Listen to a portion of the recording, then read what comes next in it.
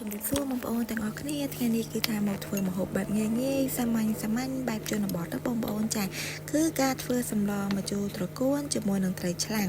ហើយគ្រឿងផ្សំគឺក៏កាន់តែងាយដែរហើយនេះគឺជាគ្រឿងផ្សំរបស់នាងខ្ញុំគឺមានជាមួយនឹងទឹកអំពិលទុំជាមួយនឹងត្រីឆ្លាំងណាបងប្អូនចាហើយផ្នែកត្រកួនគឺយើងដំឲ្យវាបែកកាត់កង់កុំខ្លីពេកកុំវែងពេកជាមួយនឹងម្អមជីនាងវងម្ទេសអីចឹងទៅដើម្បីដាក់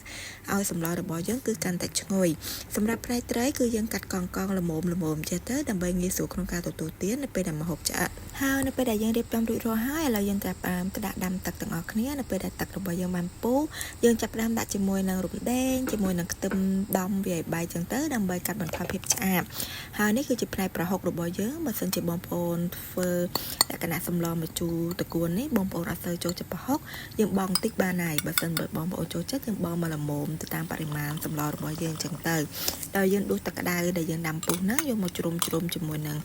ប្រហុករបស់យើងសិនដើម្បីឲ្យវារីកនិងងាយស្រួលក្នុងការជ្រុំយកទៅដាក់ក្នុងទឹកសម្លរបស់យើងបន្ទាប់ពីយើងជ្រុំប្រហុករួចរាល់ហើយឥឡូវនេះយើងចាប់ផ្ដើមដាក់ជាមួយនឹងអំបិលចូលជាមួយនឹងទឹកត្រីបន្តិចការប្រើបរិមាណគ្រឿងផ្សំទៅតាមទំហំសម្លរបស់បងប្អូនតិចឬក៏ច្រើននៅពេលដែលបងប្អូនឃើញមានពពុះនៅលើទឹកសម្លរបស់យើងចឹងយើងដួសវាចេញចឹងទៅគឺកាត់បន្ថយភាពឆ្អាបនៃទឹកសម្លយើងចឹងដែរចឹងណាហើយបន្ទាប់មកទៀតនេះយើងចាប់ផ្ដើមដាក់ត្រីរបស់យើងចូលតែម្ដង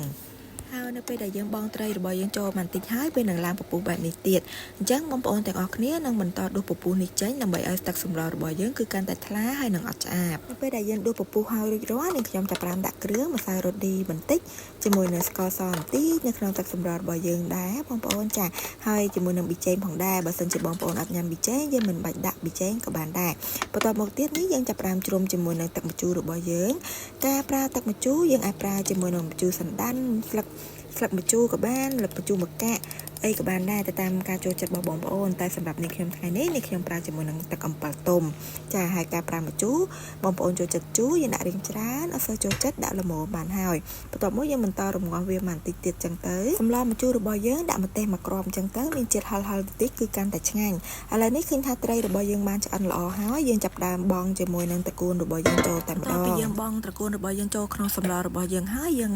ជ្រុំត្រកួនរបស់យើងឲ្យវាលិចជាមួយនឹងទឹកចឹងទៅហើយរំងាស់វាបន្តិចដើម្បីឲ្យត្រកួនរបស់យើងបានឆ្អិនល្អបងប្អូននៅពេលនេះផងដែរឃើញថាសម្លម្ជូរត្រកួនរបស់នាងខ្ញុំជាមួយនឹងត្រីឆ្លាំងគឺបានរួចរាល់ហើយសម្រាប់សម្លរបស់យើងនៅពេលដែលឆ្អិនរួចរាល់បែបនេះយើងបង់ជាមួយនឹងម្អមជាមួយនឹងជីគឺកាន់តែមានក្លិនឈ្ងុយមែនតើអញ្ចឹងនាងខ្ញុំសូមអរគុណកុំភ្លេចជួយ Subscribe Channel របស់ខ្ញុំម្នាក់មួយផងដើម្បីបងប្អូនទាំងអស់គ្នាទទួលបានវីដេអូថ្មីៗបន្តទៀតយើងនឹងជួបគ្នានៅវីដេអូក្រោយទៀតណាអរគុណបាយបាយ